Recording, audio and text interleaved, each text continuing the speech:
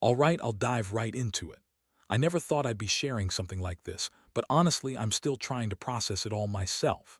My name's Jake, and I've been married to Lisa for about 8 years now. We've had our ups and downs like any other couple, but I always thought we had a good, solid relationship. We had our routines, shared a house, had a dog, Buddy, our golden retriever, and everything seemed normal enough. Lately, though, I started noticing some weird things. Lisa's attitude at home was more bitchy than usual, snapping over small stuff, giving me the cold shoulder for no reason. She'd leave her phone around more often, and I'd catch her deleting messages or clearing notifications when she thought I wasn't paying attention. She also started working late more frequently, claiming it was just extra hours at the office, but I could tell she was hiding something. I brushed it off at first. Maybe work was stressful, maybe I was just imagining things. But deep down, I knew something was off. Then one day, I decided to check her phone just to see if there was anything I was missing. I know, trust is supposed to be there, but after months of her avoiding my questions and acting suspicious, I felt I had to look. I didn't expect much, just a peek to ease my mind. Well, that turned out to be the biggest mistake I've ever made. I grabbed her phone when she wasn't around and started scrolling through her messages. I wasn't even looking for anything specific, just trying to see if she'd slip up. But what I found hit me like a punch to the gut. There were messages between her and some guy, talking about meeting up, missing her, and even more explicit stuff. The guy was a veterinarian doctor, Mark, I later found out. They'd been messaging for weeks, and from the tone of the texts, it was clear they'd been intimate. What made it worse? Buddy, our dog, was sick at the time, diagnosed with cancer, and Lisa had been texting this Mark during visits for Buddy's treatment. I saw messages about checking on Buddy's progress, hope he's feeling better, and then suddenly, can't wait to see you later. The timing was perfect. She was supposedly at the vet, but she was actually with this guy, having sex probably. I was stunned. My mind was racing. I felt betrayed, shattered, like the floor just dropped out from under me. I couldn't even breathe properly. I closed the phone before she could catch me, but I knew I'd uncovered something huge. I didn't want to believe it, but the evidence was right there. A part of me wanted to confront her immediately, but I knew better. I had to plan my next move carefully. This wasn't just a fling. This was betrayal on a whole new level. The worst part. Lisa's always been a bitch about how I don't pay enough attention to her, how I'm not enough, how I don't satisfy her. Yet here she was, sneaking around, having sex with some guy behind my back. It made me angry, but mostly it just hurt. How could she do this during the toughest time with Buddy? How could she be so selfish? I felt like I was losing my mind. I needed time to think, to plan, to figure out what I was going to do. But deep inside, I already knew this was the end of us if I chose to confront her. I wasn't just going to walk away without some kind of payback. No way, she was going to regret this. She was going to regret messing with me, with Buddy's health, with everything we had built. I sat on the couch that night, staring at her unopened phone, my hands trembling. She'd never suspect I'd find out. And that's when I decided I'd give her a taste of her own medicine. The revenge was coming, and I wasn't going to hold back. I just had to figure out how to do it right. If you want me to keep going, just say so. I spent the next couple of days pretending everything was normal, but inside I was anything but. Every time I looked at Lisa, I saw the bitchy smirk she always wore when she was trying to hide something. She'd snap at me over the smallest things, like I was the problem. Honestly, I think she knew I was onto her, but she played it cool, thinking I wouldn't find out just yet. Meanwhile, I kept going over that message thread in my head. The worst part is that she lied so effortlessly when I confronted her about Buddy's medicine, acting like she was just worried about our dog. She even threw in a few tears, saying she didn't want Buddy to suffer. I felt like a fool for not noticing sooner how she was always sneaking her phone around, hiding her screen when I entered the room, and deleting her texts right in front of me. One evening, I decided to go through her trash. I know it's sneaky, but I had to find more proof. I rummaged through the wastebasket and found some receipts from the vet's office, more than just Buddy's visits. There were receipts for dinners, drinks, and even a hotel. I felt my stomach turn. It wasn't just a quick fling. This was something serious. She'd been sneaking around behind my back for weeks, maybe longer. I kept my cool that night, but I knew I had to act. I realized I couldn't just confront her without a plan. I started thinking about how I could catch her again, maybe even get her to admit everything. That's when I decided I'd do something more calculated. I wanted her to feel the same pain I was feeling, betrayed, humiliated, like her perfect little world was falling apart. The next day, I reached out to Dr. Mark, the vet. I found his number online, and at first I just sent a message pretending to be interested in Buddy's treatment. When he responded, I played along. I kept it casual, asking about his schedule, his feelings about Buddy's prognosis, and subtly letting him know I was close to finding out everything. My plan was to make him underestimate me, give Lisa enough rope to hang herself. In the meantime, Lisa was still acting like she was the victim. She'd throw tantrums, call me paranoid, accuse me of spying on her. She's good at lying, that one, but I wasn't buying it anymore. I was hurt and furious, but I kept my composure. Every little thing I uncovered made me more determined to make her pay. I wanted her to feel the same heartbreak that I was carrying around. One night, I set a trap. I told her I had to go out for a business dinner, but instead, I sat outside her window in my car, listening. I wanted to catch her in the act, if she was really stupid enough to keep going. That's when I saw her slip out the back door, meet Mark in his car, and drive off. I watched in disbelief as they disappeared into the night, their shadows merging into one. I took pictures just in case I needed proof later. The next morning, I confronted her. I was calm but icy cold. I threw the receipts and the pictures on the table. Her face went pale, then red with anger. She spat out excuses, how it was just sex, how Mark was just a friend, how she was stressed and needed someone to talk to.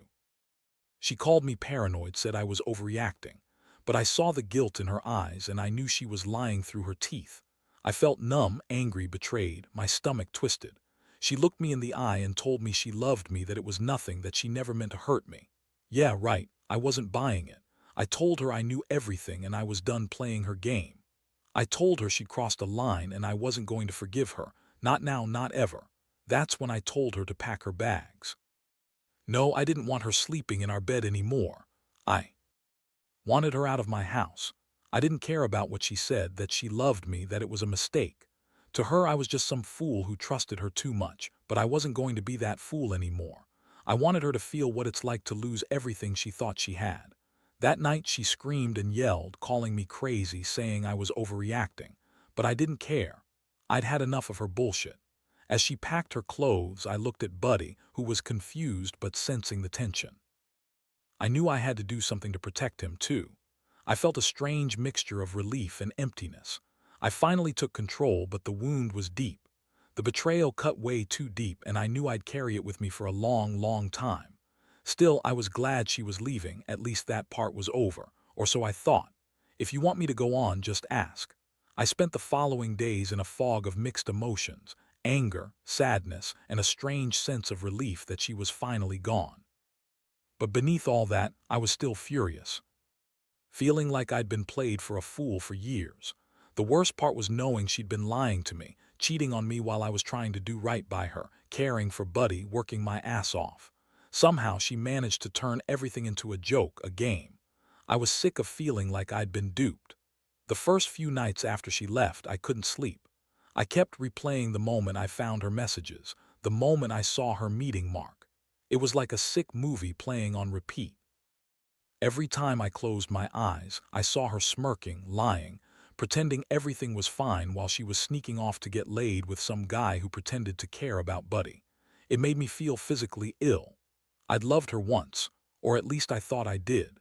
Now I just felt like a sucker. I knew I needed to do something to really get back at her. I wasn't just going to let her walk away and pretend everything was fine. She needed to feel the pain of betrayal just like I did. I started planning my revenge, not just to hurt her, but to make her realize what she lost, what she threw away for a quick fuck. I didn't want to just dump her name all over social media or something cheesy like that. I wanted to be smarter. I wanted her to suffer. So I started digging into Mark's background. I found out where he lived, worked, and even some personal info I could use. I wasn't planning anything illegal. I just wanted to know everything about him, how he operated, how cocky he was. I wanted him to see what it was like to be played the way he played me. I knew she'd probably try to deny everything, lie again, but I didn't care. I didn't want her to have the last word. I also contacted some of her friends, the ones I still trusted, to get their perspective. Most of them knew she was a bitch, but nobody knew the full extent of her lies and cheating. I told a few that I was planning to confront her again, just to get a sense of how she might spin things. What I really wanted was to make sure she knew I was serious, that I wasn't going to let her get away with it. Meanwhile, I kept up my communication with Mark. I acted like I was just some guy interested in Buddy's treatment, but inside I was fishing for information. How often they met, what they did, how far it went. I wanted to catch him off guard, make him slip up. And sure enough, I got him to admit they'd been seeing each other for about a month. He thought I was just some concerned dog owner, but I was gathering ammunition. One day, I decided to send Mark a message, casual, friendly, but with a clear undertone. I told him I appreciated his help with Buddy, but I was also curious if he was ever going to tell me the truth about everything. I hinted that I knew a lot more than he thought. I told him I'd be watching, and if he wanted to keep his reputation intact, he'd better be careful. Just a little taste, enough to make him nervous. I wanted him to feel what it's like to be under someone's microscope. Then I turned my attention back to Lisa. I needed her to see that I was serious about exposing her. I started collecting all the evidence I had: texts, receipts, emails, and compiled them into a folder. I was planning to confront her again in a way that would make her realize she'd lost control. I wanted her to see how badly she'd screwed up, how I'd outsmarted her. I wanted her to feel the shame she'd tried to hide all along. One evening, I decided to pay her a visit. I showed up at her apartment unannounced. She looked surprised, maybe even scared. I laid out all the evidence right in front of her: photos of her meeting Mark, the receipts, the chat logs. I told her I knew everything. Her face drained of color, and for the first time she looked genuinely scared. She tried to deny it, but I didn't let her. I told her she was done, that I'd had enough of her lies. She yelled, called me crazy, said I was ruining everything. But I wasn't listening. I simply told her she was done, done playing her games, done humiliating me. I said she had two choices: pack her shit and leave, or stay and face the consequences. I was done being the nice guy. My patience had run out. She finally broke down and started crying, begging me to forgive her, saying it was just sex, that she didn't mean for it to get this bad. Yeah, that's what all cheaters say. I didn't buy any of her bullshit. I looked her straight in the eye and told her she was a bitch, a selfish, manipulative bitch who threw everything away for a quick fuck. That's when she finally grabbed her purse and left, slamming the door behind her. Now I'm here, sitting alone in this house, feeling like I've lost a part of myself, but also relieved that she's gone. Still, the anger lingers. I don't think I'll ever fully forgive her, and I don't know if I'll ever trust anyone like that again. But I do know one thing: I took back control. I showed her I wasn't some fool to be taken advantage of. And honestly, that feels pretty damn good.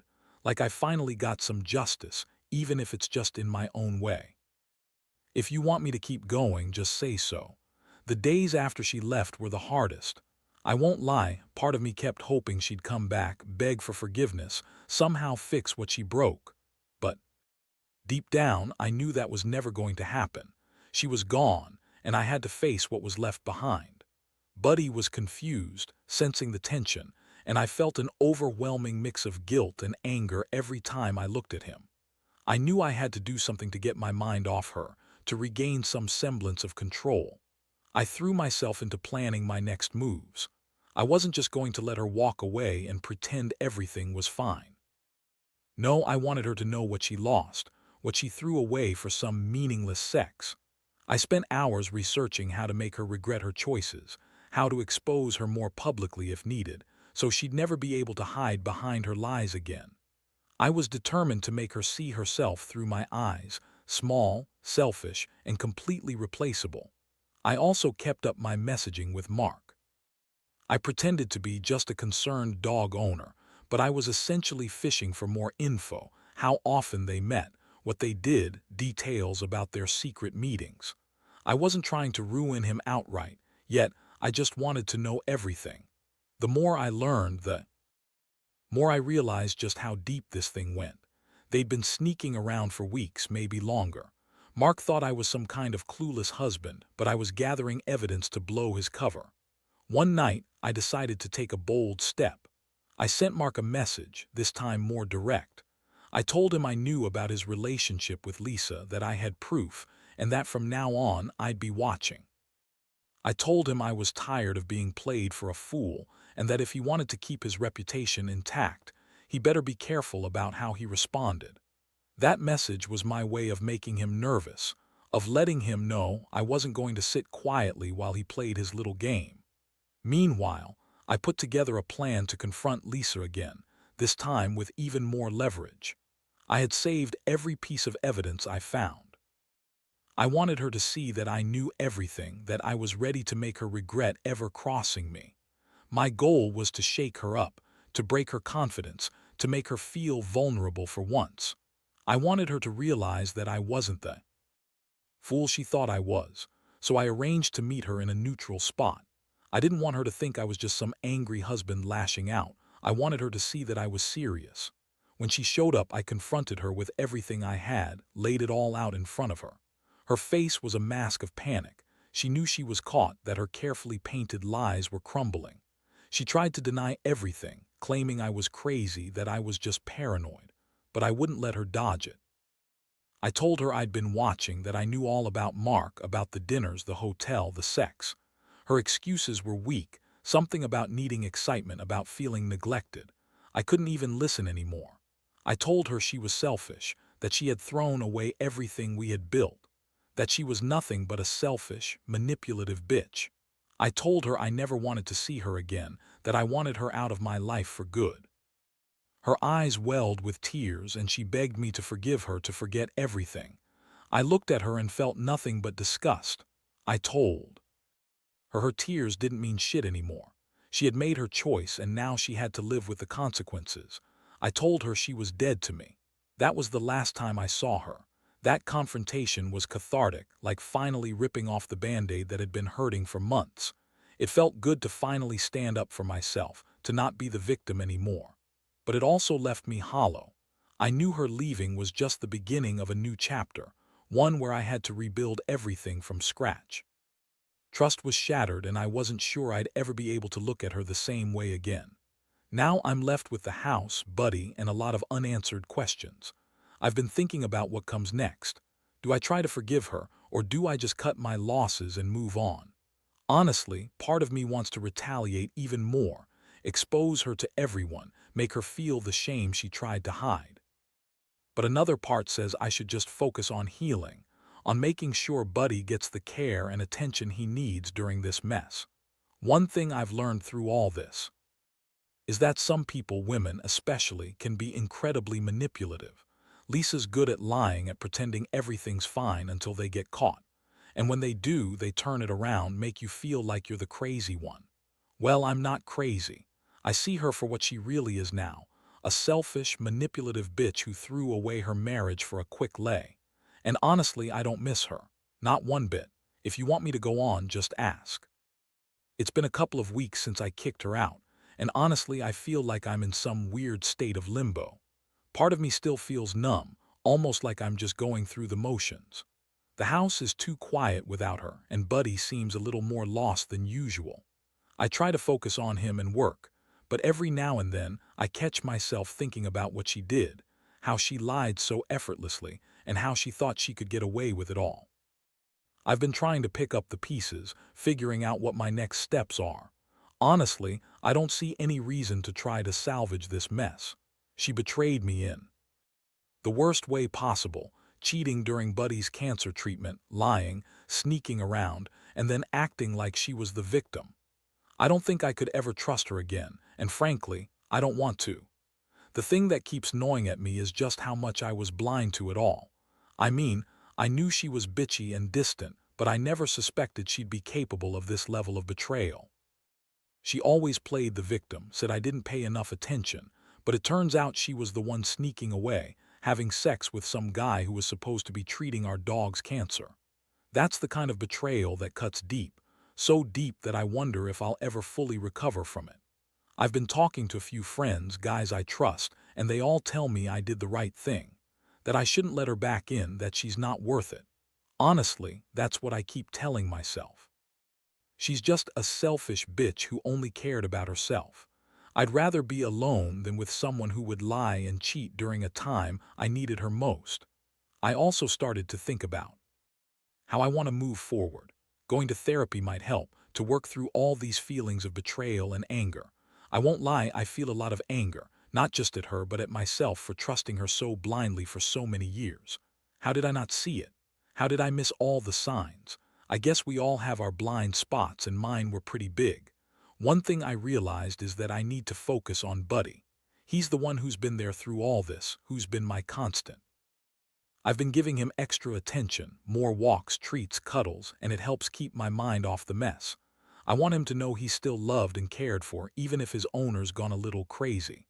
I also started to think about how I'd handle future relationships if I ever do. Trust is going to be a huge issue for me now, but I also understand that I can't let this define me. I need to learn from it, be more cautious, more aware of the signs. But I also don't want to become bitter either. That's a hard line to walk. Honestly, I feel a strange mix of relief and pain. Relief that I finally took control, that I didn't let her manipulate me anymore. But pain because I truly loved her once and now that's all gone. The betrayal has left a scar and I don't think I'll ever forget it, but I know I'll heal, eventually. I have to for Buddy if nothing else. The big question now is what's next? Do I try to find someone new, or do I stay single for a while and focus on myself?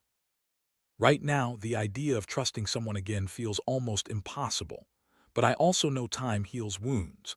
I just need to keep reminding myself that I deserve better. I deserve honesty, loyalty, and someone who won't mess around with my dog's health or my feelings. It's crazy how one person can turn your world upside down in such a short time. But I guess it's a lesson. A brutal, painful lesson about trust, betrayal, and knowing your worth. I won't be that naive again. I'll come out of this stronger even if it takes a while. Just gotta keep going one day at a time. If you want me to keep going, I'll finish it up with the last part. Just say the word. Honestly, I've reached a point where I don't know what's next, and honestly, I don't care. I'm tired of the whole thing, tired of feeling like I got punched in the gut over and over. The betrayal, the lies about who she really was, that all hit harder than I expected. But at the same time, I feel a strange sense of liberation. I finally stood up, finally took control, and I don't regret it. I look back and realize how much I overlooked, how many signs I ignored. I was so wrapped up in trying to keep everything together, our marriage, Buddy's health, the house, that I missed the fact that she was already gone, mentally and emotionally. It's like I was living with a ghost. Now that she's out of my life, I see things more clearly.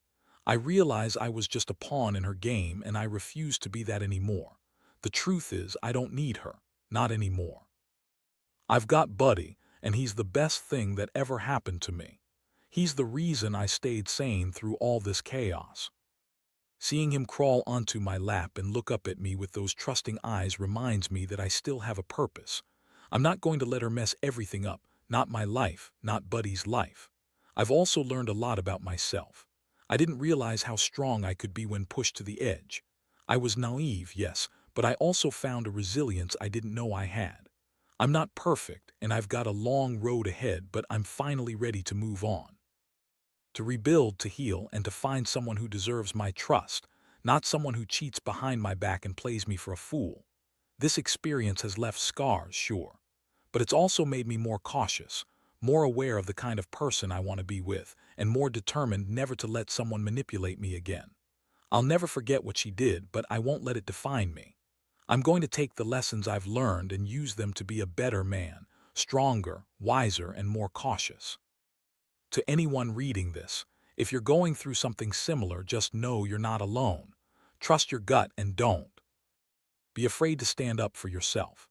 Sometimes the pain is necessary to grow.